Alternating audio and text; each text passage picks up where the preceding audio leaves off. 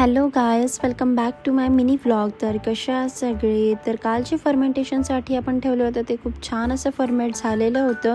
आणि सकाळी उठताच मी शेंगा छान शिलून घेतल्या, कारण सांबाराची पण रेडी करायचं होतं.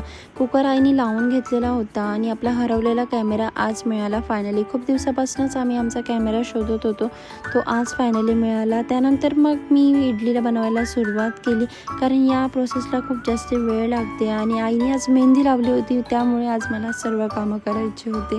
इडली छान अशी स्पंजी शिजलेली होती, खूप टेस्टी झालेली होती आणि मला तर खूप जास्त आवडली. वाव, मस्त झाली होती बघा.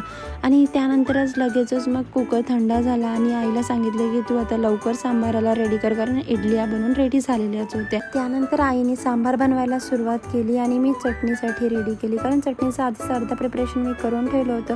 चला तर आता माझ्या तोंडाला पाणी सुटत आहे, मी तर इडली खाते. तुम्ही पण घरी नक्कीच बनवा आणि बाय बाय, भेटूया.